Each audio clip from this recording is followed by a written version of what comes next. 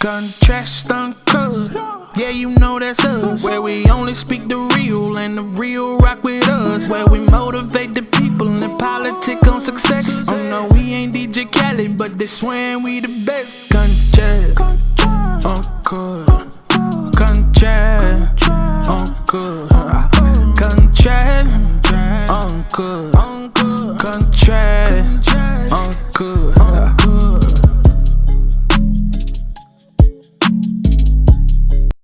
What's happening? It's Contrast Uncut. It's season 3.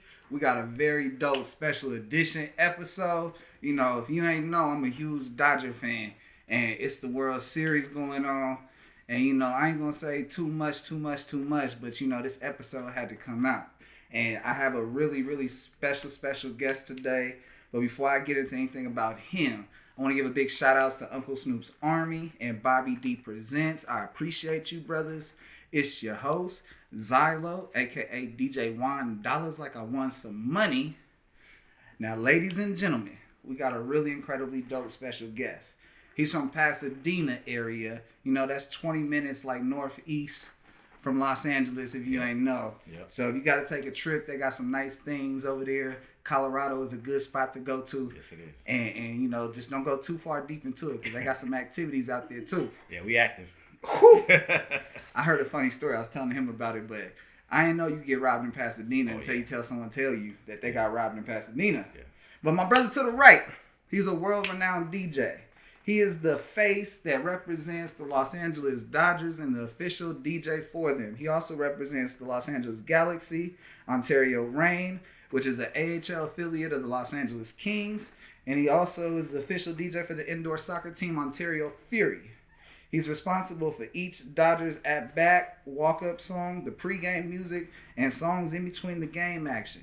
You know, if you've been in there for that Kiss Me and you hoping that song's going to connect you and that camera's going to get you, hopefully it's not with your side chick. Hopefully it's not with somebody you don't want to be with. And hopefully it's somebody you want to kiss. But this brother's over here playing the music for it and so much more to get the kids dancing. Like, it's a thing. If you ain't been to a game, you got to get your kids on the Jumbotron. And like I said, this brother is responsible for getting them kids gigging like that. And he's been in this game for a minute. He has 11 years as the sole responsibility of representing these Dodgers and has created so much for this brother. And to be as a witness for it myself and all the games I've been to, I have personally enjoyed seeing this brother at the top, you know, behind the dugout and doing his thing and just seeing everybody react. And it is an honor and a pleasure that I got this brother next to me because his musical expertise in all genre has a versatility that allows seamless transitions from sports to club's atmosphere. And if you don't know who I have on the show by now, it's all good. We got all episode to chop it up with DJ Severe. How you doing, brother? What up, LA? I'm good. Thanks for having me. Blessings, brother. Yes, blessings. Time's the most finite thing we have on this earth, so I gotta tell you from the jump, I appreciate your time, fucking with the viewers, fucking with the listeners. And, you know, being transparent and open, brother, I appreciate you. Oh, that's what I do. That's what I'm here for, the people. There you go. Speaking of time, bro, what's the normal 24 hours for you? So, if I'm not spinning or at the stadium or working on music, I'm a team lead for an aerospace company, which is a subcontractor of Honeywell. I supervise the display systems for the B-2 bomber. That's my normal 24 hours. I've been doing that since '88. That's what I came out swinging doing aerospace. I've been in aerospace for years. I'm going to get into that a little bit later on. I'm going to have to get into that a little bit later on. Whew. How you go from being up there and then control everybody down here, that's deep. Yes. He said the B-2 bomber? Yeah, I'm blessed. Every kid looks up to you. Yeah. Because when you see the motherfuckers fly over, yeah. You like, oh yeah, I'll put that motherfucker together. Yeah. Respect. Yeah. Yeah. Okay. So pretty much, if it's not music, it's work. If it's not work, it's music. And family. I try to make, balance my family out. You know what I mean? My kids, I keep them, my family, I keep them numbered. Everybody has stages. You get number one at the time, you got to fill in the slot. That's all. Hell yeah, no. My wife and I, we have an app called Cozy, and it keeps all of our schedule. No doubt. So if I'm here, she knows I'm here, and Yeah. then she got to add something, and then she adds it, and I'm like, oh, I got to go pick up the kids myself. Yeah. I want to make sure I salute you from the jump, bro, for being a dedicated father. Yes. You know, it's not easy to be in this industry No, it's not. and, you know, make a dream a reality and then continue to chase it and still be responsible and accountable at home. Yes. So I got to make sure I take my hat off to you and give you that respect. Thank you very much. Thank Real you very shit. much. Bro, I got a quote. Okay. Let me know how this quote relates to you, or if it doesn't, the ideas I want you to talk about it. Okay. Here we go. I intend to inspire people with my story, motivate young people that grew up like myself, or even not like myself. Just, you know, go through the human experience. Nip the Great, Nipsey Hussle. Yeah. Yeah. Yes. First off, rest in heaven, Nip. Great quote. That relates to me. I live my life by that. I'm always trying to give back. When my phone rings, I'm always about looking at an opportunity. I learned long ago to don't turn down opportunities. I got nominated for NAACP awards years ago just from a little kid telling me their mom needed a DJ. I was doing a dance, and this little girl says, my mom's looking for a DJ. Gave her my card. Next thing you know, I'm nominated for an NAACP award doing a play. So I learned to never not listen, never not take a gig, never turn down a gig. Be very humble from no pay to the best pay. I never burn bridges. I don't care if you do somewhat bad business with me. I still don't burn the bridges. I still try to keep the contacts. The number one thing I live by is when people talk about me or they meet somebody as a connection, is they say Severe is a solid dude. That's the main thing I want my legacy to be is everyone say I'm a solid dude. And since I've been in this industry and coming up, I've gone from fans of people to friends of people because of the relationships I've made, and I can pick up the phone and call, and they'll come, you know what I mean, at the drop of a dime and do things for me. So I always want to do the same thing for people. So I'm never too big, never too busy. I try to just remember where I came from, remember where I'm at, keep my feet 10 toes down, and then just try to just always stay humble and be ready to grind out. And that's how I live. No, that's the best way, brother, because you inspire so many by how your actions are, but at the same time, you influence everyone around you to see what right looks like. Right. You know, as a male figure, we have to always, you know, try to keep our shoulders up so that we keep the brunt on our backs. But at the end of the day, we got to do what we can to push everybody forward. No doubt. And if we fall, then they got to hold us up. But, you know, we got a lot of weight. No doubt. So, no, I respect that, bro. Shit. Speaking about the game, and I'm talking about music, DJing, did the game choose you or did you choose the game? I was actually gifted the game at an early age. I grew up in a very musical family. So I was always able to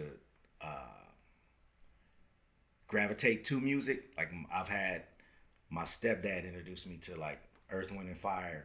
My mom introduced me to like the piano. We always had records around the house. Some I wasn't supposed to touch, but when my dad and my mom left, I would always dip in and listen to whatever. That's how you know you weren't supposed to do anything. So you put the record back, you know what I mean? You protect the turntables, but just somehow just putting that needle down and hearing the crackle just kind of like wakes me up.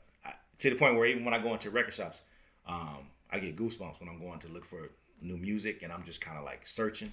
That's the original Sonics he's telling y'all. Yes. That's the original. Yeah. I had an aunt, I was telling this story the other day, I had an aunt that how I built up my first collection was when they used to give you the Columbia Record Club when you pay a penny for like 12 records. But we didn't know you had to buy more records like after that. So I just thought I was getting 12 records for like a penny. So that's my first one. We actually put a penny in the envelope and I got these 12 records and it was like Heat Wave. And I picked it by going through this book and I looked at the album covers and I just saw what I wanted. But that's how I got into Heat Wave, Bobby Caldwell. And I gained the art of opening up albums and then reading the liner notes and seeing who produced this and who produced that. And then seeing they also produced this other song I like. So that's how you learn the art of music. And I was skipping right past the written down to the producers and who played this and who played this. And then I picked up the drums and I just became just a student of music. And it just moves me and I understood progression and chords and bridges. And just, I think I learned the ability of what makes a good song early on. And it was from everything from like country, R&B, pop, whatever it was. It just kind of like moved me. I think I was drawn mostly to album covers at first, and it just looked like it was it was good. And just to put it on and be a kid listening to music at an early age and just going through albums and learning how to put together a good album. It kind of got taught to me at an early age. You know what I mean? Oh yeah, I'm happy you didn't pick like, you know, certain album covers that said like, oh, my son might be doing drugs because he picked this album cover. Right. But no, you picked the dope ones. Like, Yeah. You're picking classics. Yeah. Like the Ohio players always had like a woman on with like honey. You know what I mean? It's just always something that just drew you to them, or like, you know what I mean? Just seeing folks like me with afros. You know what I mean? Just the way that they put everything together was just it was original expression at that point. You know what? It definitely was. It's just funny. It's just it was so genuine right now. Everything was genuine right there. TV, you know what I mean? Because I'm actually sitting there watching. I'm going through records, but like I Love Lucy is on, and What's Happening is on. You know what I mean? Because you're spending your days in the summer just doing whatever, and you playing with toys. But it's just everything was genuine. It was like art at its finest. I mean, because the stories were, you know what I mean? It was just every day a half-hour story with your favorite people, and it's cartoons, because cartoons weren't on 24 hours a day. You had to wait till Saturday to get some cereal to watch cartoons. Come on. You know what I mean? And it's starting at 7 a.m. It started at 7 a.m., but that's what you live for. You know what I mean? Every now and then. You go outside and play. Right, you go outside and play. The news, your parents was only watching the news for 2 hours in the afternoon. It was condensed, and that was it. Then the shows came on. So you had Archie Bunker and the Jeffersons and Good Times. So that's just what it was. It wasn't like that. At 12 o'clock, there was nothing but static on the TV. You know what I mean? So it was nothing to do. So that's why you play outside. And you didn't see that much. You just played outside. You came in, and your parents was watching it for a minute. Your moms was cooking dinner. You was playing with your kids. So it was more camaraderie. It was just more genuine back then. You know what I mean? And then that's just how we grew up. I mean, something else to think about is that nowadays you can get an idea and CGI, computer graphics, just I could put whatever I want on the cover. Versus back then, if you wanted to have $100,000 and you wanted to have this Cadillac, you had another person that has a Cadillac. You got another person that has $100,000. Right. And then if you wanted jewelry on, you got another person that got the jewelry. Right. And then you borrow on all three, and that's your way of, computer graphics because you hustled the system. Yeah. Shout out to Too Short. Sure. Man, Uncle Show. Bro, what was your first confirmation that music was, what you consider your first confirmation or affirmation that music is what you're supposed to invest yourself into? I know you're double-edged, you live a double life, but at the same time, I see you get pride out of, the intensity part of your brain, but the back part of your brain that likes to relax, you like to set the tone. Right. So it's like, when did you realize that setting the tone is your job? Oh, wow. Okay, so probably 2001, I was going through some life changes, relationship, different things. Aerospace hit a recession, and I had moved to Arizona, and I moved back to Cali to come back and get into work. It was right at the first major recession, and I couldn't get back into aerospace work. And I was doing warehouse work for my uncle, and just kind of like stuck in a rut. Everything was just, I call it the slip rock days. Everything was just going bad. I was just spiraling. I couldn't really get anything going. And my uncle pulled me to the side one day. He said, "Man, you're looking like, you're not really making it. What is it that you want to do?" And at that point I said, you know what? If this is not going to work anymore, I already know I can DJ. And it was, the thing of it is when I came back home to LA, Arizona just bored the shit out of me. There was nothing in Arizona. So I came back to LA, and I was in the club, and I'm just hearing, this is at the height of the remixes and the different things that are going on. I can remember with this one Jodeci remix that I just went to this club, and it's just banging. And my homeboys, they just chilling, watching it, but I'm actually watching the DJ, and I'm watching the vibe and this and that and the other. And I'm like, I'm calling myself at that time, I'm on scrub status. So I'm like, I'm just watching that. And I'm learning, I'm saying, I can do that. And the ironic thing is, years before this, in aerospace, I had a friend who lived on Arlington in LA, and we worked for Honeywell in El Segundo. And he asked me, could I DJ his party? Or he was looking for a DJ's first party. I told him, I can do it. So I actually DJ'd my first party in the hood on Arlington, in this little shack of a house in the back. And everybody else is in the front just swimming. But I'm in the back with 2 flip-up CDJs and a regular like stereo receiver. And I'm making this party just knock off of my CD rack. I'm just pulling CDs out. And I'm just like, and I'm talking, there's no mixer. I'm not, but I'm just blending. I'm blending because I'm already know what I'm doing. I know the art of each song. And this party I'm looking in, and people are coming outside looking for the DJ, and they see me sitting down on the, like literally on the steps. Like, you're out here doing this? I'm like, yeah. And it's just typical LA party. So at that point in time, that's when it was really planned. Like, I can do this. But I never thought I was going to be doing that. But fast forward, my uncle said, so what do you think you can do? I said, I know I can be a DJ. And at that time, like I said, I was on scrub status. So he loaned me $800. And I bought the first, because I didn't have my turntable still there. All that stuff had gone away. I bought my first Newmark CD controller. And I took the $800 and I just went home. And I practiced and practiced and practiced. And this is the one that was supposed to blend for you automatically. None of that shit worked at first. You know what I mean? And you didn't want to be doing that anyway. But so I told him, he said, okay, go out there and do it. So I got my little business cards and I just started telling people I could do parties. So of course it's your homies at first to get you put on. But I was horrible at first because trying to blend like that with these new electronics, it just didn't register with my mind and what was going on. Sometimes it worked, sometimes it didn't. You know what I mean? At what point did you learn about BPM? That was it. It was like they had it there, but it really did not register from song to song then because it was new technology. So it wasn't the best that it was. It still had a long way to go. What's so funny is that shout out Rome Empire. He actually is the person that took the MPC and took the knobs that are going back and forth and applied that to the shouts DJ. Shouts out because it was horrible at first. And you talk about the song should be automatic. Man, none of that stuff worked. But what would happen was you would go home and practice and it would work, but then you get out to a gig and then it wouldn't work the same way as when you did it. So everybody, I mean, I was horrible at first. And I just could not get it together. But I practiced because I knew I could do it. And at that point, I felt I had nothing else. So I just smashed through. And then slowly but surely, my name got out there. And I started taking every gig, no matter, like I said, how much it was. I started taking every gig. And then before you know it, I was getting weddings. And I was getting better. And I was doing this. And I was doing that. And I wasn't turning down anything. I was taking whatever. Mexican party, white party, whatever. I was taking whatever.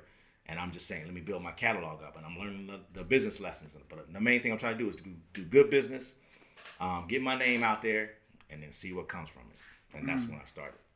You know, from going from aeronautical science and transitioning back into music, you put over 10,000 hours here, you put 10,000 hours there, and that's the product we see today on both avenues. Right. And you know, you're a very sharp tool in the eyes of, you know, many people. We can see you can get the most expensive tool or most expensive fruit with your tools versus some people, they haven't learned that they have the same tools, right. But you got to put the hours in to know that you can reach the same levels. Right. And, you know, just what can you tell the listeners about what it took for you to understand your practice hour after hour and what it meant for you to actually overcome and see it? I will say this. The main thing that I kind of revel in like every day is I've worked in so many different jobs because even when I was in aerospace, I was working for AT&T as a fiber splicer. I was working in access control. It was some sort of electronics. So I learned the beauty of using tools, having the right tool.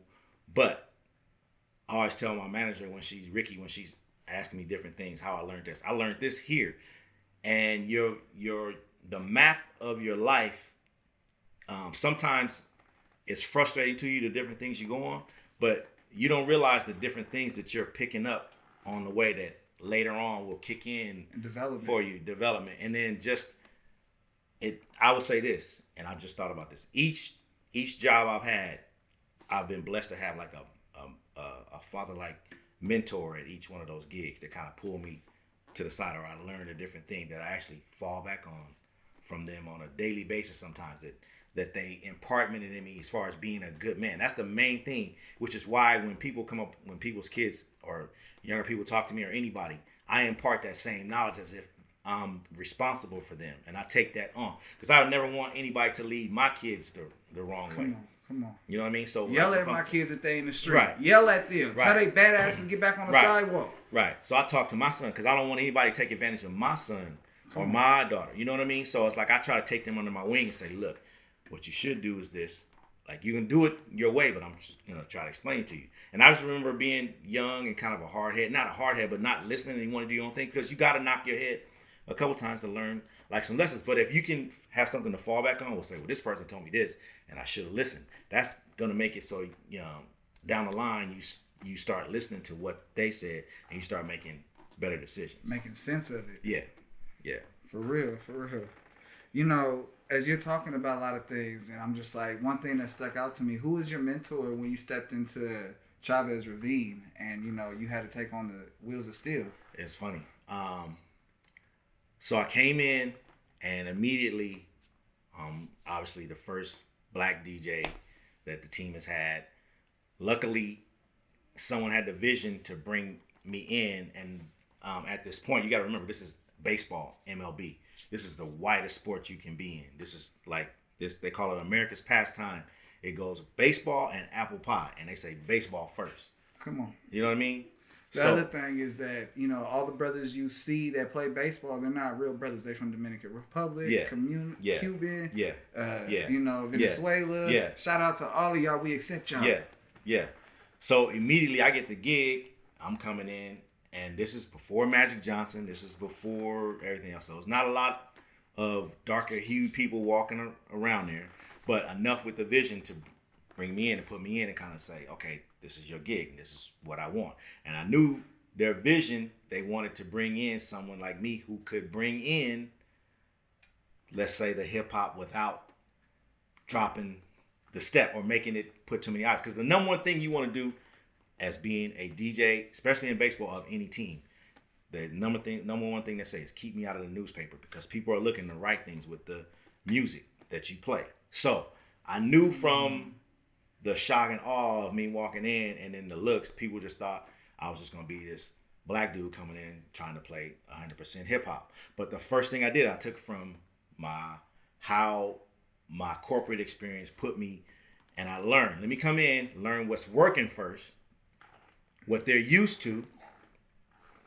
Then once I get comfortable and they're comfortable with me, then I'll kind of switch it around and then add the elements that I know that they want. Because anyone can sit in the corporate office and say, I want you to go do this. But they get to sit back in the office. If you do it and do it wrong, they're just going to use you as a pawn and fire you and bring in the next person. Because if it's not done right and it's too much of a shock for the crowd, they're just going to, you know what I mean, you go with the waistline, they'll go back to that, you know, what the safe play is.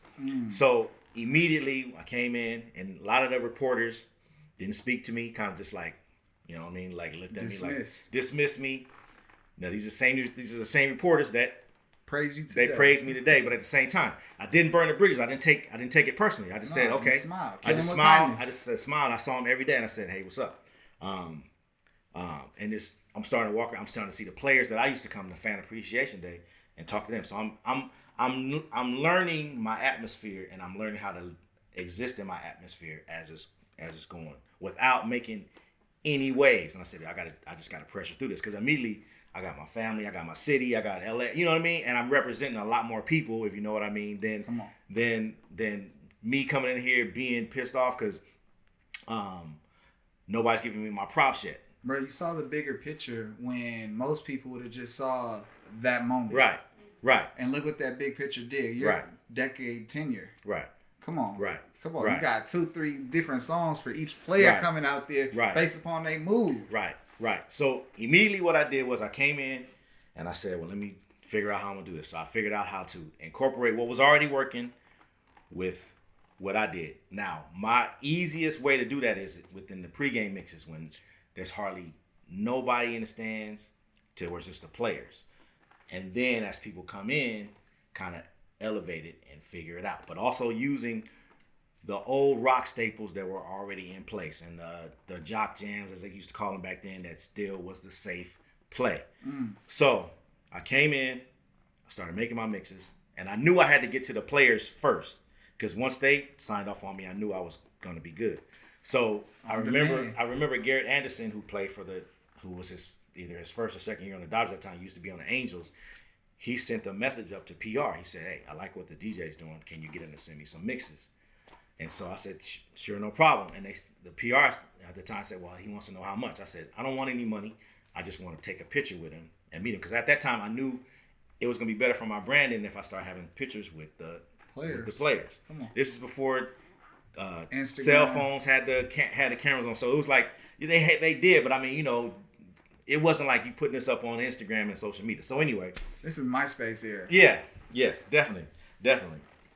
And they ain't had a capacity to carry all them pictures that you wanted, and they didn't want you doing that anyway. So the next day I came with some mixes, and I gave it. I met PR. They took me down to meet Garrett Anderson. So I go. You went to the dugout or to the locker room? I went to the locker room, and the old locker room before. So I go in, and the first player there is James Loney, and I'm like, wow. So it's just me, James Loney. So James Loney starts talking to me, and he says, "Yeah, I really like what you're doing. This is sounding better than any other stadiums." And then Garrett Anderson comes in, and so Garrett Anderson comes in. I meet him. I give him the mixes.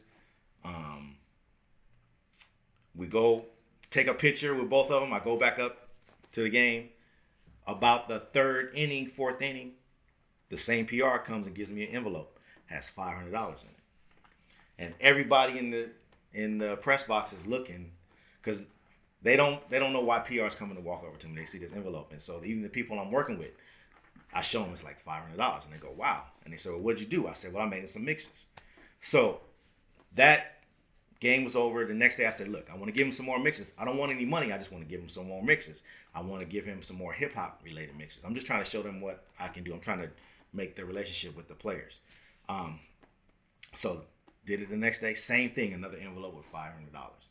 So now, yeah, I'm making my my way because at the time, the DJ was hands off with the players. The DJ never met the players, never communicated with the players. It was such a hands-off thing. You pretty much got the music selections from them. They would tell PR. Now, this is in a time when everybody's little this, young that, this, that, and the other. So 9 times out of 10, PR got the song all wrong.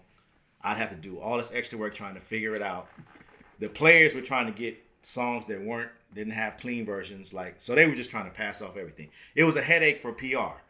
So I told him, I said, "Look, why don't you let me come? I'll buy my own ticket. I'll go down to spring training. I'll talk to the players.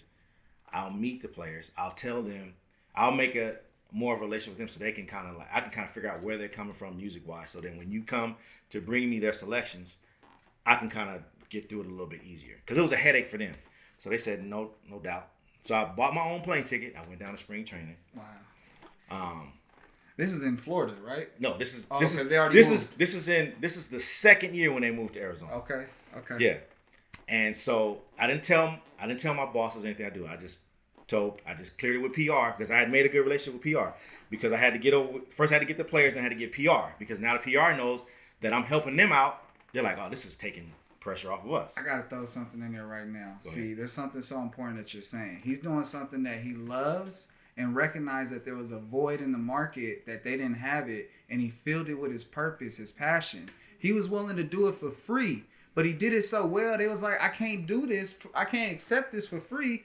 The last dude I gave $500. I gotta keep it going. Like, that's not my energy." And they felt some type of way by you trying to block their blessing. Like, don't give me that money because you feel like you're being blessed enough by being there. Right. And little did you know, all you were doing is, and you said this word probably about 20 times already, relationships. Yeah. Relationships will get you places money cannot.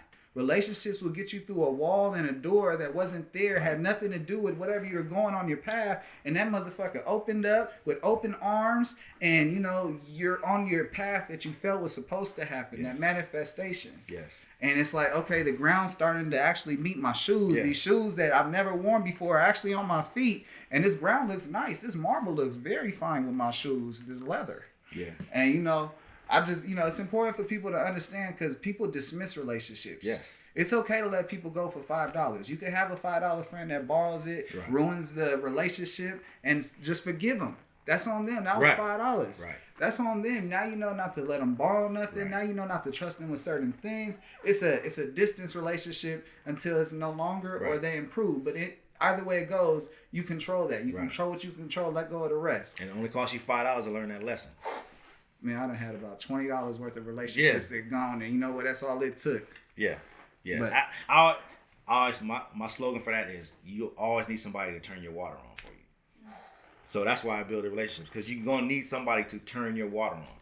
You can't. People think they can go in and turn their own water. No, it's all about in the relationships that you build and the ones you leave behind you. When people say, that was severe, I'm gonna do this solid for him.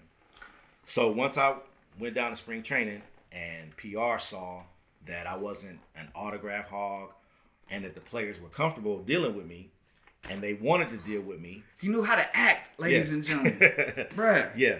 You can't be a groupie when you first meet somebody. Right. I'm sorry, bro. No, that's it. People jump out like they're gonna change their world and give them an opportunity. And the real world is, bro, don't know one. You're not on their priority. No, they're there for something else. No, and that's what I had to do. So I had to make the players comfortable. And at that point, I took pictures with everybody. I got to meet everybody, and then it became an every year thing. Where when I didn't go, they would get mad at PR and say, "Why didn't Severe come down? We don't want to give you our song choices. We want to talk to Severe." It's kind of like we don't want to talk to you. We want to talk to the man in charge. And so I just developed this relationship with the players.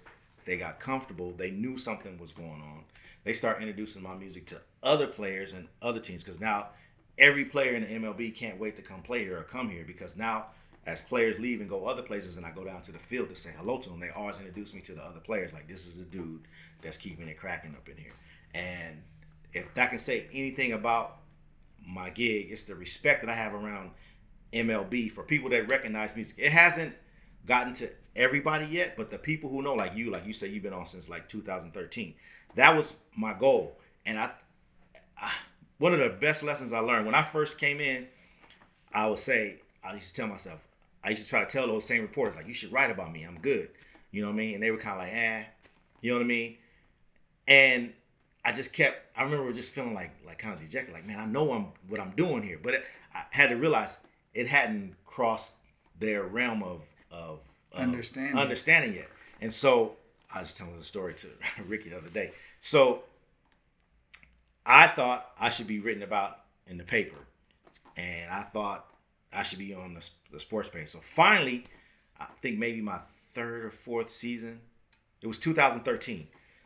A reporter came to me and wanted to do a story on me. He came at me and he said, "Yeah, I like what you do." And the moral in this is, when I got the story, I ended up on the front page of the LA Times. And that plaque is out there. So I ended up on the front page of the LA Times. When I was pushing for it, I wanted the sports page. But if you just kind of like lay back and let it happen, it rolls out better than what you would imagine in the first place. And so what that did was, those same reporters that was shunning me or not really speaking to me, a lot of them pulled me to the side on that day. Said, "Do you know what you did? You got on the front page, top of the fold." And I didn't know what top of the fold meant. And they like, top of the fold means no matter where the paper lands, you'll be seen.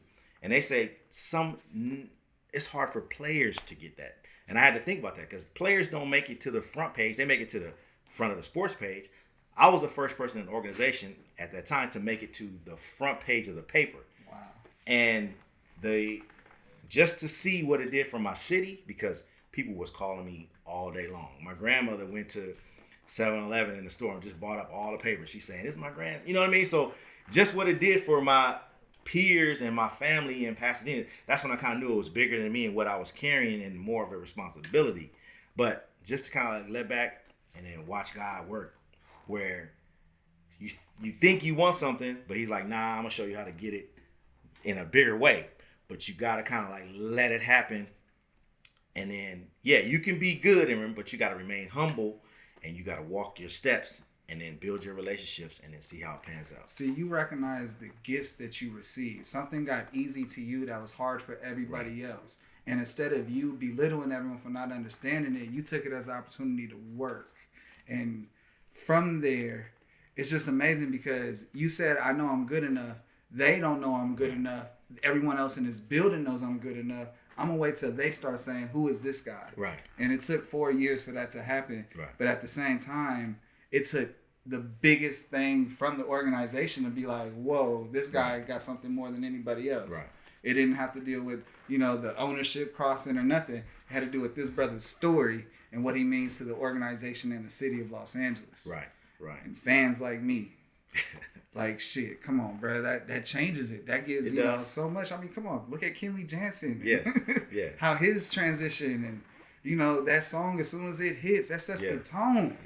Yeah. Most definitely. And it's like, as I'm grinding it out, sometimes I get caught in a rut and I don't really think about stuff like this, but I'm glad I get the opportunity to share stuff like that because it kind of like regrounds me and resets me. And then I don't complain a day or two about doing this anymore. It's just kind of like muscle memory to me. I just know when it gets close to March and April that I got to go into baseball mode. I don't do a lot of the other teams that, like you said in the beginning, anymore because I had to hone in so much more on baseball, but I do go back and do stuff for the Kings. I still have my avenues where I'll go back and I'll do stuff for the Ontario Reign. I'm a lot more elevated as far as to be working for what I would consider in the top two because this is Laker land and it's Dodger land. You know what I mean? And as soon as the Dodgers win a World Series, it's going to go back to Dodger land because the Lakers can win as many championships as they want, but this is a Dodger town, and if they get back to winning, that's going to take like precedence over it because that crosses every gap. But just to be working for as a DJ in this element puts me in the top of my class in LA, and gets me well respected with DJs that I don't know, and I don't take it lightly because I'm a fan of all the DJs that works for the sporting teams. Dents, everybody that does it here, Dents, Malsky, Vic One, all the DJs here. We have a brotherhood and we appreciate that and we communicate all the time about how we want our sound to be when anybody comes to LA, no matter what sporting event you go to, where it's a knocker. And we keep up and we are friends with each other as well as the radio DJs. You know what I mean? We all communicate. There's a couple I haven't met yet that I want to meet. But it's funny that I was talking to the LA Leakers on a post the other day, and they were telling me how much of a fans they are. I was just like, I didn't even know I was even on their radar. I mean, so the people to meet the people that I'm fans of to say they're on the radar. Yeah. You know what I mean? I'm like, man, that's dope. I'm just because I'm watching their lives because when this pandemic and we just all started watching each other's lives, and I'm just sitting in as a fan, like you know what I mean, taking notes and seeing what they do, and it's like I'll say what up, and they go, oh, what up, Severe, and I'm like I don't even know people like that they would even know me like that, and then when they say they're fans, you know what I mean, that touches me because then I know when they come to the games, you know what I mean, or if they're hearing about it, that word is like spreading, but it's spreading for a good reason, not because I'm trash or not because this, you know what I mean, because I'm actually moving, and I do try to play everybody's music so that I'll reach out to people to like up and coming artists that I know, like give me their tracks, and if they come to the game, I'll use their tracks as an intro for the team if it works. How much of your sets from when you're doing the stadium gigs, how much of it's pulled from a sync pool versus how much of it's pulled versus your general interest? Okay, so with my this is such a job for me now that it's hard for me to sit back and listen to music without me processing it for what I can use it for. So when I go to the movies, I'm Shazamming music at the movies because I'm saying, okay, I can use this for this, I can use this for that. Usually on Tuesdays, I'm a member of probably 4 or 5 record pools. Usually on Tuesdays, that's when I'm just like diving in, listening for like new stuff. And I'm like going past. When I'm watching TV and a new iPhone commercial or a Target commercial comes on and there's a song there that I can use, I'm Shazamming and I'm keeping notes. And it actually irritates me if I can't get a song that I want. Fast enough. You know what I mean? Fast enough. Or I'm sitting there trying to rewind so I can get it. Or if it's not enough for me to get it, or if it gives me the show them on, it frustrates me and it remains in my catalog that I missed that track. It was funny. Just today, a guy in my IG DM, this is funny. A guy in my IG DM was like, you played a song back in 2017 in the World Series. They got the crowd so hyped. Could you tell me what that song was? And I was like, bro, 2017. I said, can you tell me? Give me a little more insight. And he's like, this, that, and other. So I was like, okay. Then he went and found a clip of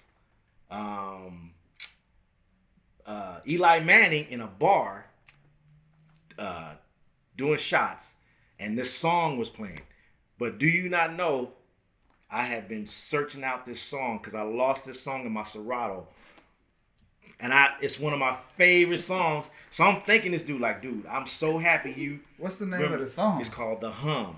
And it's by Demetrius. But it's like bum, bum, bum, bum, dun, dun, dun, dun, dun, dun, dun. And it's one of the songs that I used, and it really pumped the crowd up. And I lost that song in my Serato because from when I shift out of baseball and I go straight clubbing, I forget. And if it's not, sometimes your songs will disappear in Serato. They'll get mislabeled. If you dump a bunch of songs, it might get thrown in there. If you don't remember the names, and I have so much music in my head that it's hard for me to remember like names of songs. But I was so happy because I cannot tell you, bro.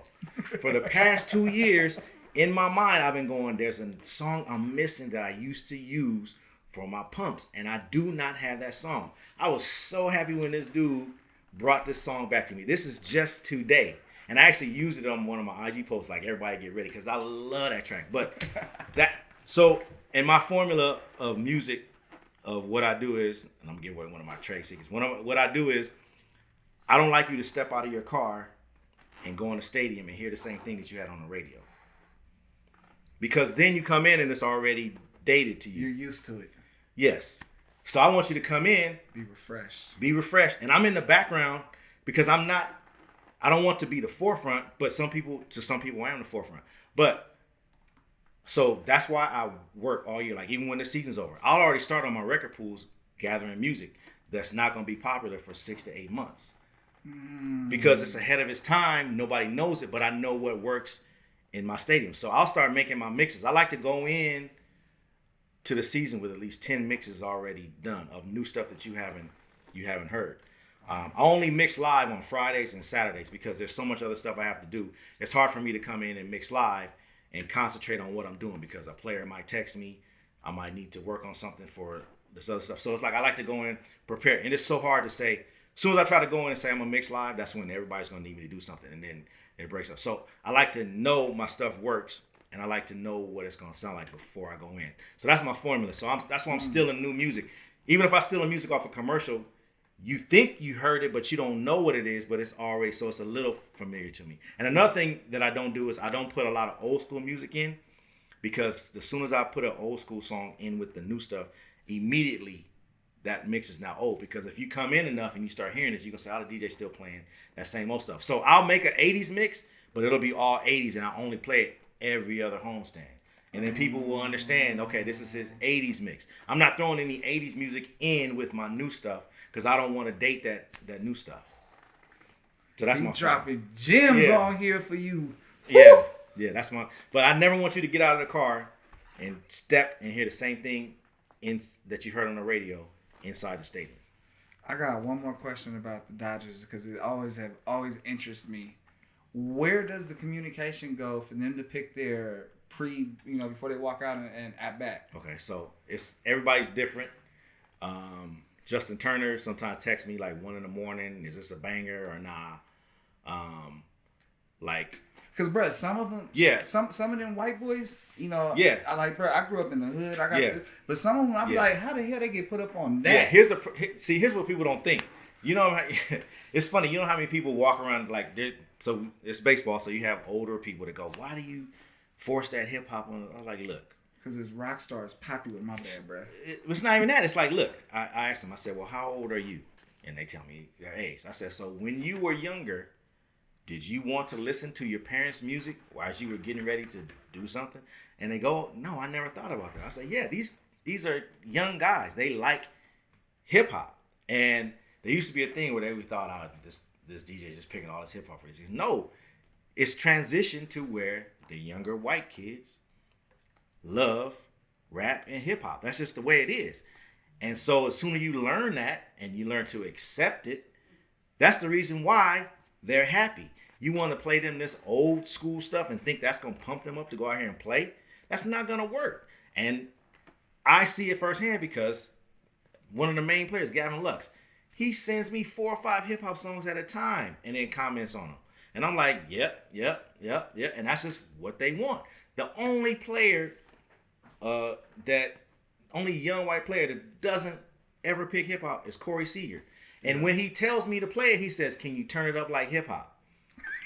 And I have to go, Corey, it's not hip hop. This is country music. It's country. But he still says, make it like hip hop. You know what I mean? And so that's another thing. The reason why I don't play. So I'll do pregame. So we have a thing where they're out first doing BP. So I'll make a mix of all hip hop for them when it's just them, nobody in the stands, because that's what they want to hear is hip hop. But then when we switch to fans, that's when it's a little more fan friendly. But they pick all hip hop, which is why I don't use a lot of hip hop in the games, because I let them pick it. If that's their lane, I let them have all that. And 9 times out of 10, they'll hit all the top hip hop, and it works. And every now and then, I'll use it in game if they haven't picked it. But that's who's picking the hip hop is the player. Okay. Who is it? He's a rookie from last year. Matt Beatty, I think is his name. Matt Beatty. Yeah. Beatty. He fucked me up when he came out with that. He came out something that just blew my mind. I think it was ASAP Ferg last year. Yeah. And that shit blew my fucking mind. Like how? But yeah, they they know. It's funny. Sometimes, especially with this situation, I'm hands off this year, so we haven't had any contact. And 3 times I ran into Cody Bellinger. We was just both at the light on Sunset on the stadium, and Corey rolled down his window. I rolled down my window. He was struggling at first. He was like, "I'm about to change my song," because his song is Hotel California, and he was like, "I'm about to change my song. I'm just pouring through Pop Smoke, and I'm trying to figure out what song I want." So he's talking about Pop Smoke right when the album. I was like, "All right, well, just let me know," and we pulled off, and then.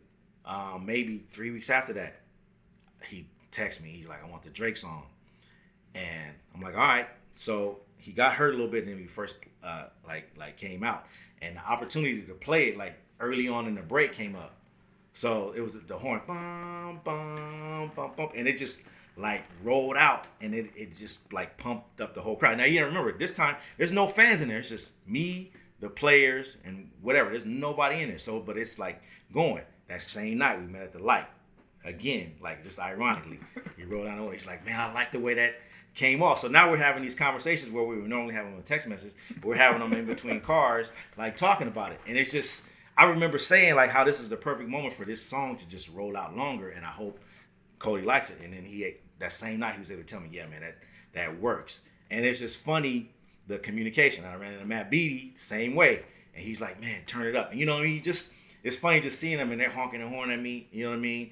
And we like in like car to car talking about the music at the stadium. Now it's just crazy, man. You know, COVID has been a blessing and a curse. Yes. For some, it's created opportunities, and others slowed down production. As a result, for you in COVID, it's been a wild year. Everything stopped. Yeah. I mean, this year was the year that we're supposed to have All-Star Game in LA. Right. And it was supposed to shut the whole city down. Right. And that whole dream went away. I went to San Diego and I drove all the way out there just because it was in San Diego. Right. And I was like, I can't wait till this motherfucker hit LA. Right. People don't understand. They don't know what it's like for the NBA Right. All-Star Game. Right. Baseball's gonna go fucking nuts. Right. And then boom, COVID shuts everything down. It shut down stuff for us with Bobby D, all of our concerts, so many huge things going on, and then boom, fuck you. We're taking control. Right. What were you able to do, 1, to keep yourself motivated and sharpening your iron? Okay. And 2, what were you pretty much your emphasis on what to do differently during this time? Okay, so as soon as it hit, I just kind of like scrambled trying to figure out, okay, what it is I'm going to be doing. The first thing I did was I started creating my team, starting with my manager, Ricky. So I got her and I said, "Look, I want to create a team and figure this out." So first week it hit, all DJs to start going live. So I said, okay, DJs going live. That's going to be our thing. Because immediately I said, this is going to be a little more serious than I think. Clubs is not coming back for a while. And if they do come back, they're not going to be the same. So my business mind just started going. I said, okay, I got to figure out a way to stay relevant, but also stay different than everybody else. And I just noticed at first, every DJ was just going live every night. Like, I'm just going live. They're playing the same stuff. Some sounding good, some not sounding good. And so I started reaching out to my homeboys that I was watching their lives. And I said, "So you sound better than everybody else. What are you using?" So they started telling me which iRigs they were using, what was making their stuff sound better. Because I wanted to sound like quality. Right. And so I started to really realize, okay, I'm not going to go live every night spinning these same tracks. I'm going to be selective with what I'm going to do. And I'm going to make my background look better. I don't want to just be sitting in my house and you see in my refrigerator and you know what I mean? You have no kind of ambiance where you're not putting any kind of thought, no feng shui into it. You just like, and you just up every night, and you got the same people. What up? Blah blah blah. You know, you playing the same thing. So immediately, I decided to do. The first thing I decided to do was a gospel mix on Sundays because nobody was doing that, and it was at a time where everybody was down. So I said, let me do a gospel mix.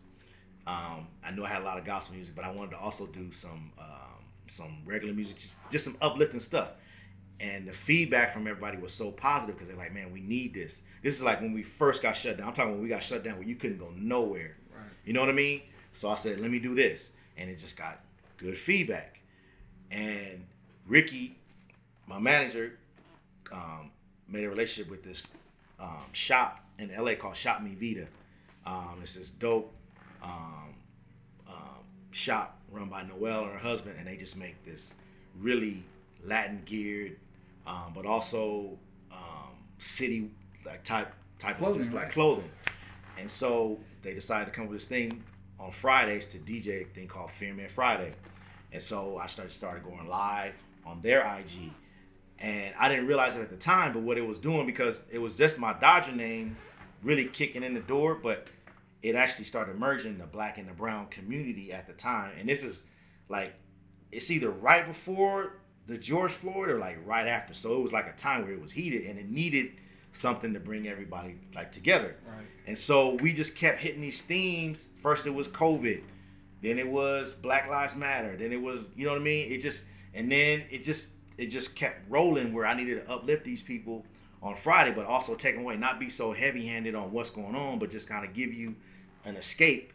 And then I didn't realize that it was just making, it was just merging both my audiences together, because there's people that were fans of Fear maybe that didn't know me, but there's also fans that knew both, and just kind of like merged together. And it became so fruitful. Every Friday, tonight will be our 31st. We haven't skipped a beat. I didn't have baseball at the time because it was still in flux. And so we were just doing this. So I had my one Friday I knew I was going to do.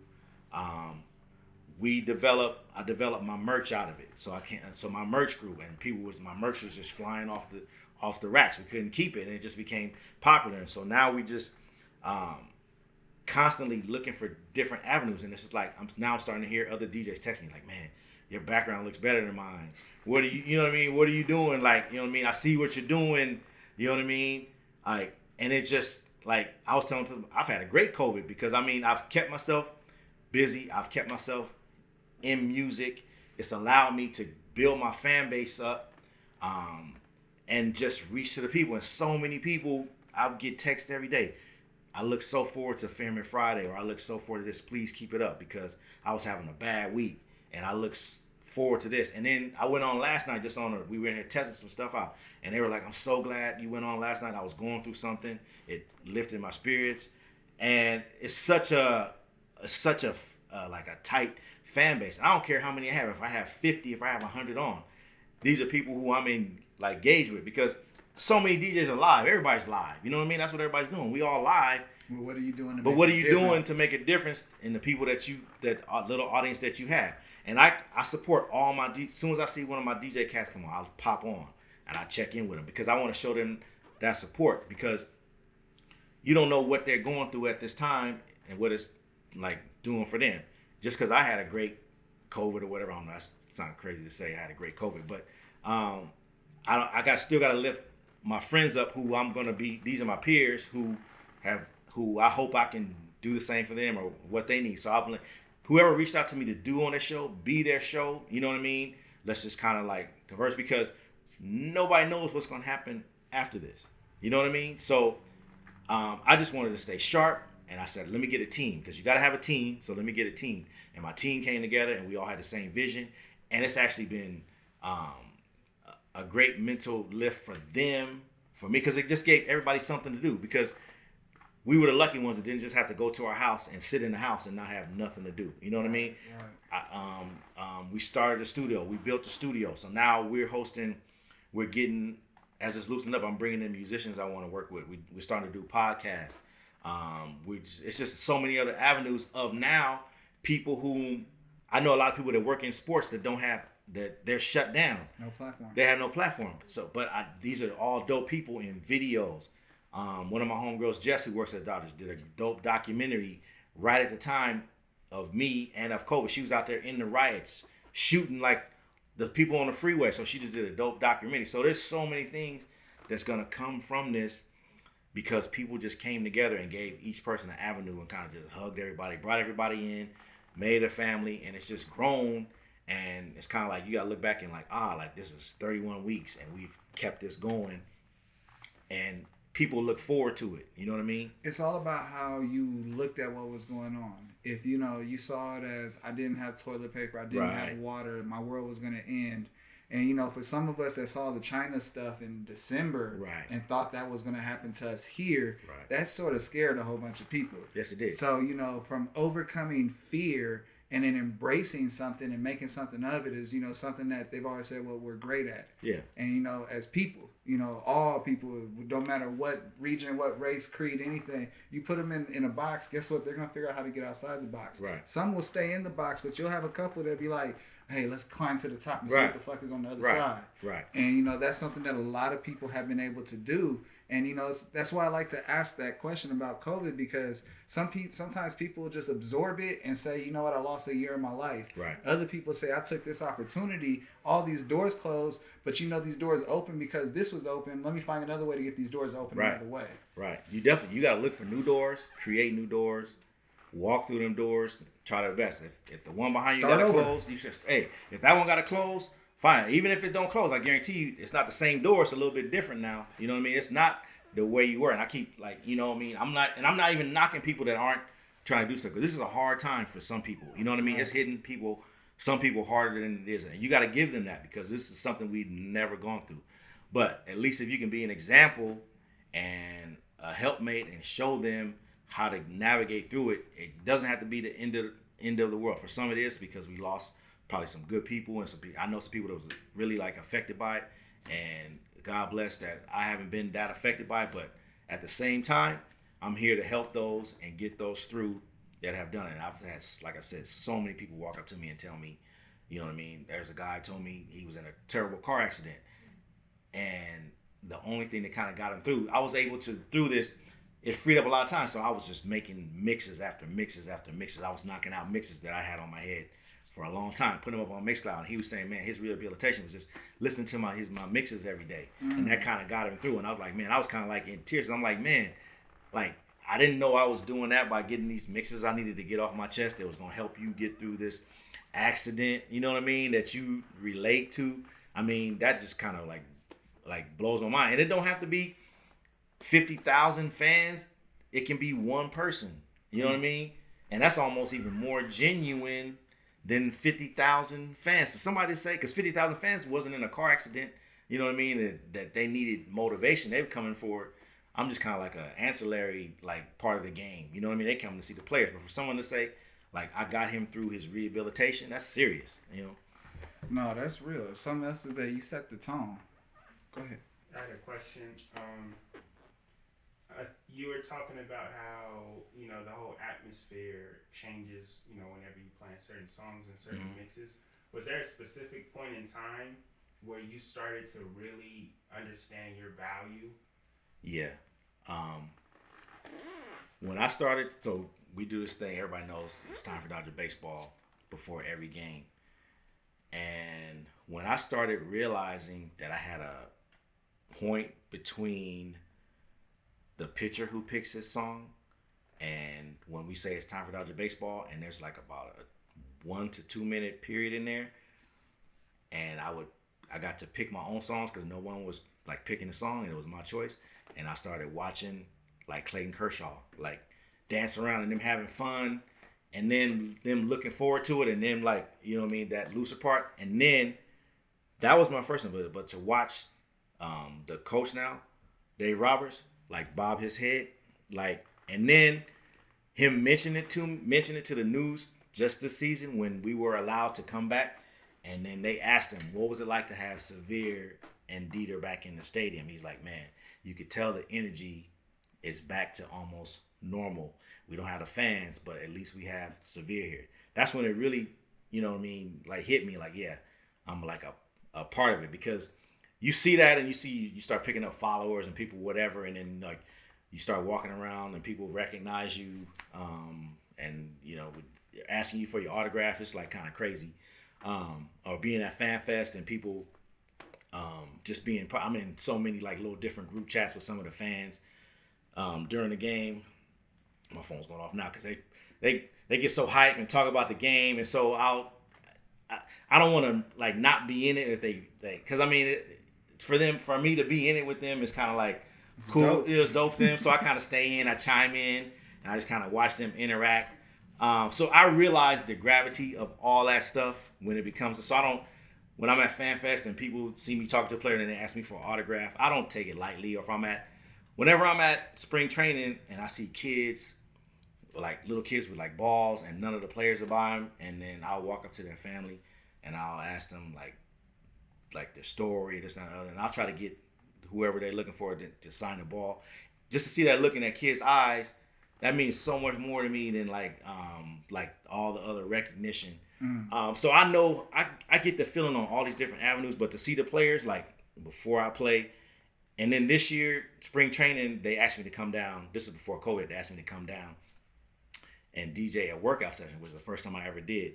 And they didn't tell the players, and I got there like 5 a.m. I was at Camelback Ranch, and just to see the players coming in for like normal practice that day, and it's spring, it's no game, but to see them like see me on the turntables and like their workout is better. And then the main reason why I did it was Kershaw, and Kershaw was pitching today, and just see Clayton just get all pumped up and like, you know what I mean, like hang out and it's like party. I mean that it's every year something happens to where my value increases, you know.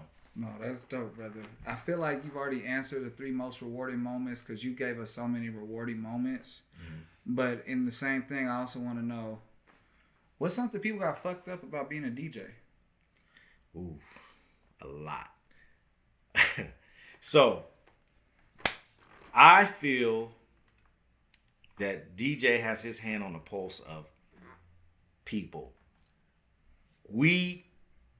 And people are going to think this is not true, but we get to pick up on the vibe of the world faster than anybody. And I say this within how people approach us about requests and different things. Bro, you're reading body language. Yes. You're seeing everybody of what's working and what's not. If someone they're not moving, it's like this is awkward for them. Yeah. This song is probably awkward for everybody else. I need to cut this shit in transition. Yeah. Yeah.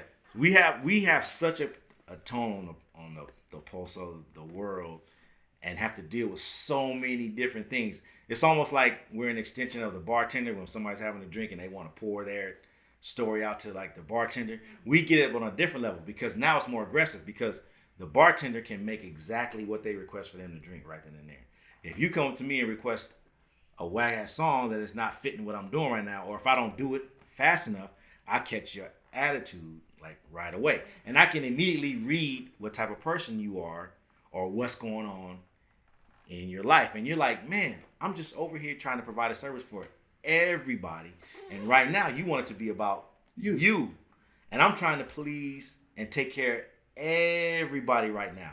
And I'm not saying I'm not going to take care of you, but can you chill out a minute? Or it's the person who thinks that you want something. If they give you something, like if it's the girl winks at you or tries to pretend like, you know what I mean, she wants, you know what I mean, it's like, look, I'm going to do the same service here regardless. I just need you to let me do my job. See, if y'all ain't caught on, the reason why this brother's successful is that he didn't take the approach of being a strip club DJ and get paid every time I play this record. I seen you made some more money when I played this song. I'm going to hustle it to old girl on the side because he made some money. I can do that. Right. No, you took it as, bro, what's real? Right. What's to the core?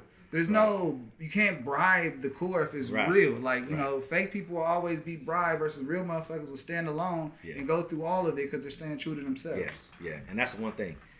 With anything, try to stay true to yourself. Shout out Second to None. Hey. Yes. KKD. Yes. But stay true to yourself.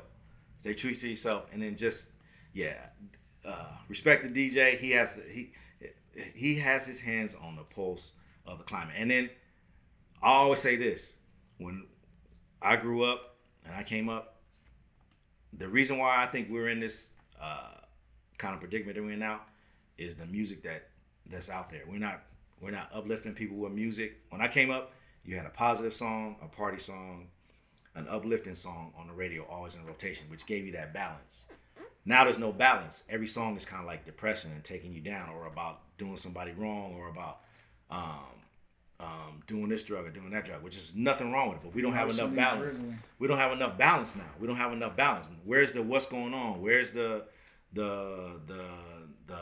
common songs? Who's doing those to kind of help bring you out of it? You know what I mean? Like to help uplift you during this time. We don't have it, which is kind of like why we can't come together, why everybody's separate. You know what I mean? There's nothing to bring everybody together. There's no commonality. And there's dope artists out there, but the world just won't let it out there for some reason, because for some reason the other stuff sells, and that's what you want to put. And it's out there if you go look for it. You just got to find it. You know what I mean? It's not going to be in your top charts. It's not going to be on your biggest playlist. It's not going to be where you want it to be. But the whole thing to get out of this is that, do some research. Start enjoying music for what you like, not what's being force-fed. Exactly. Enjoy DJs that, are tastemakers and creating the taste that you didn't know existed. Exactly. And it's in your cup now. Say thank you. Exactly. Bruh, I know we're running short on time. I'm just going to do one segment. I normally do two, but okay. I'm going to do just one segment. It's my impulse Q&A. And, I got impulse questions I wrote down earlier. I want your impulse answer. You don't like the question, it's all good. Say pass, but I'm going to hit you with another one because I want you to answer 3 questions. All right. Question number 1. Yes. Are you ready? I am. I want to know, if you had to give up one of 2 items, which one you giving up? Salt or sugar? Ooh. Sugar. Whew. Okay. Question number 2. You going to live with that too? Okay. Yep. If you were trapped in an elevator for God knows how long, what type of mix are you creating? And give me 5 songs that are on that mix to get you through. Ooh, okay. It's open format, so it's gonna be Notorious Big, 10 Crack Commandments. It's gonna be Toto, Georgie Porgy. It's gonna be Tribe Called Quest. Probably Check the Rhyme. It's gonna be Rocksteady, Aretha Franklin, and it's gonna be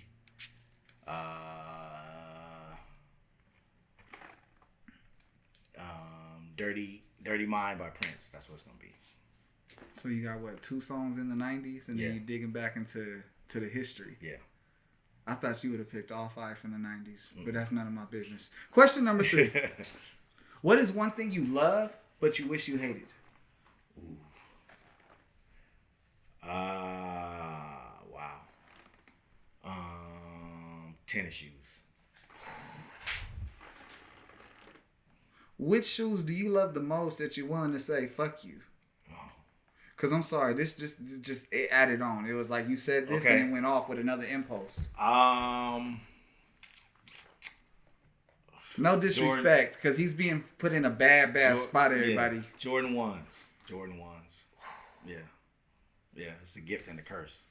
It feels so good when I get them, and it feels so bad when I can't get them. That's one. Well, at least you didn't say you spent your entire life looking for the Jordan Zeros. No. Bro, you have survived my impulse Q&A, and as a reward, it's your floor. Whoever you want to shout out, if you want to shout out or if you want to promote any of the foundations you're a part of, I know you're a part of a lot. This brother does so much for the community. If I didn't spend a whole bunch of time being a fan and asking questions, I would have got more into his community involvement. But this brother does so much. You can search it. DJ Severe, you will see this brother's more active than solar panels right now when it comes to these streets. Yes. Go ahead, bro. It's your floor. Go ahead. Thank you. First, I want to shout out, my moms, my grandmother, both my grandmothers, my stepdad, rest in peace, my dad, rest in peace, who put music on me, my kids, my family, just Pasadena, who I carry on my back. Rose City Sound coming soon. That's our new lines built out of roses, rock roses on my hand. Just everyone who played a part in me coming up, and just all who gave me opportunity. Those who didn't give me opportunity, you taught me too. But just family, definitely the Dodgers Foundation. Anyone who's reached out to me to be a part, Puig's Foundation, Wild Horse Foundation, Mookie Betts Foundation, everybody that's reached out and is giving back, Justin Turner, who I've been privileged to be a part of, and then just set up speakers and then just try to bring music to your event. The little kids going by in the car waving, you know what I mean? Just everybody who's bought my merchandise, just everything who's been a part of it. And I appreciate you all, and it's all one love for real. So, bro, you notice my show is different. It's unique. Right. You know, I got segments because they say I gotta have segments, but I'm like, I'm not gonna do segments like them. I'm gonna keep it to how I do it. And I'm like, how do I keep that same energy and close out? The viewers knows it's coming. I'm gonna hit you with it. Okay. You got any questions for me? Yes.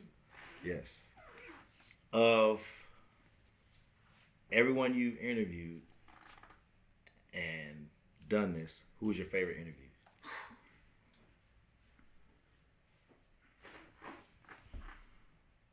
You know, I'm going to give all the love to Bobby D. So, Okay. Bobby D, I interviewed him on February 12th. Okay. And he was like, you're psychedelic, you're organic, I fuck with you, what do you need?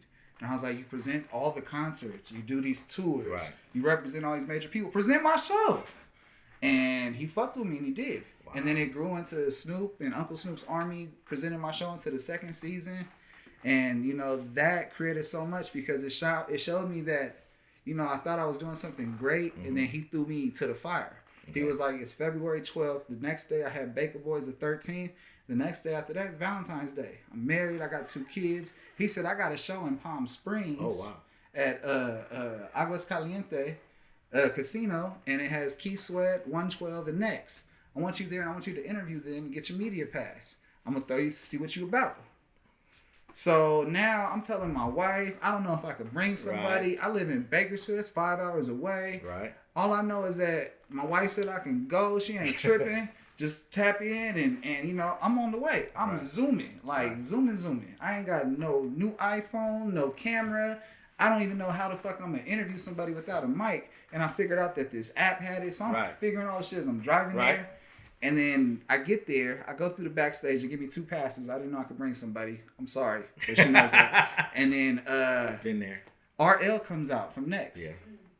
I played Next at my wedding. Right. I didn't know who RL was. Standing in front of me, he's wrote some of the biggest songs in the world, and I know his history, but I didn't know it was him. Right. And so they tell me that's RL, and I'm like, I panic. I'm thinking I'm finna go backstage, breathe, talk to them, get some type of like, you know, engagement. Right. No, they brought just one person out, and they put the camera on me, the lights, and they was like, what you gonna do? I put out my phone, was like this, and I put out a Martin Luther King quote on Valentine's Day, and that killed the whole mood, because he said, why did you get gospel with me on Love Day? Oh, wow. And so I bombed it. And so at that point, shout out Patty, because Patty looked at me like, who the fuck did Bobby just hire? What the fuck is going on? And she walks away. And to this day, Patty's been a soldier for me. She represents our show, her and Barbara. I'm grateful for them. But they walk away. They're like, I don't know what the fuck going on. So now I'm backstage, don't know what's going on, don't know who to go to. And I just see a big old buff Mexican dude that's the bodyguard. Shout out to Boogie. And I started chopping it up with him. And I said, look, bruh, if you moving, I'm moving out your way. You ain't got to worry about me. You want me to go? All you got to do is look at me with that look, and I'm gone. And he was like, okay, you cool.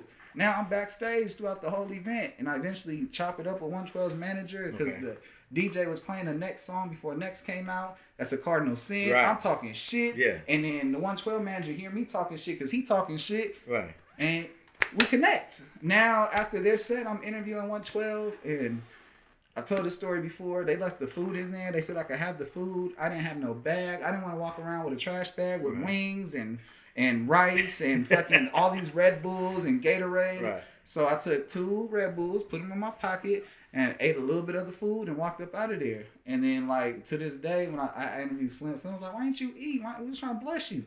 I didn't want to be looked at as the backstage whore that stole everything. Yeah. On your first date. On my first day, I got all this food and Yeah. I already bombed it. I didn't tell him I bombed it. Right. Like, they already telling Bobby, like, Right. what the fuck going on?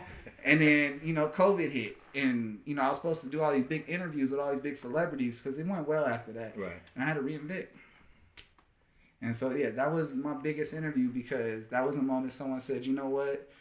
If no one tell you that you got it, I'm going to tell you got it, and I'm going to push you. And then, you know, to this day, it don't matter what people throw at me, like, I'm still going to make sure that they are part of what I do because loyalty is something that is a rare commodity. Right. Right. And so people going to fuck with you and they're going to give you an opportunity. You know, you got to give them that same reparation throughout life. You ain't got to give them everything, Right. but you always got to pay your homage and pay your respects. Right. Right. No doubt. No doubt. That goes in with, if you stay ready, you don't got to get ready, and that's what you did. Yes. Come on. Yes. Come on. If you stay ready, you don't got to get ready. Even when you fall on your face, bro, all you got to do is make sure you ain't got no marks on your face. Yeah. You know, don't cry. Don't be no little bitch. Yeah. Get your ass up and face it. Yeah. And you realize, because everybody went through that. Everybody that's made it, they didn't just step on the scene like, bam, I'm here. And it's, no. Everybody got a story. Everybody got a story. But who's going to keep it real and say exactly what's real? Exactly. And, you know, that's something that you got to embrace. If you can't forgive yourself for the growth of what you've been through, then you're never going to see the full potential of what you think you got. No doubt. On that note, it's Contrast Uncut. It's season 3. This is a special World Series Los Angeles Dodgers official DJ edition. You see, I had to throw all that in there because this brother represents so much. His brother let these gems drop from DJs to real life to street life to just all these things combined into one episode and let the diamonds drop so hard that before they hit that ground, you thought it was a diamond in the rough and it just shined. Thank you, brother. I appreciate you. Yes, DJ Severe, it's been an incredible opportunity. Till the next episode. What up? It's DJ Severe, official DJ of LA Dodgers. Shouts out to my man Bobby D, Uncle Snoop, and Contrast Uncut. This really reminds me of some Tribe Called Quest. Hip-hop really taught me to give it all I got left. Wu-Tang taught us how to beat their projects and tell my story over beats and it could be a project. Look how it all begun. Bum skibbity bum. Yeah, grew up on that Nas, on that L, on that pun. Old soul when I was young. Crisscross make them jump. Battle rapping for respect, my nigga. This ain't what you want. Can I kick it when I'm rhyming? Be a legend through Ebonics. Was a sticker boy. Felt like sticky fingers played at Onyx. Can I live track 8? Feel like Jigga 96. Without a reasonable doubt, the album turned me into this. Shit, we always had dreams of being money making Mitch. Without jewelry on, hit a jail pose, take a flick. Feel like Pac and keep your head up. Biggie shooting juice. Coach is still alive, just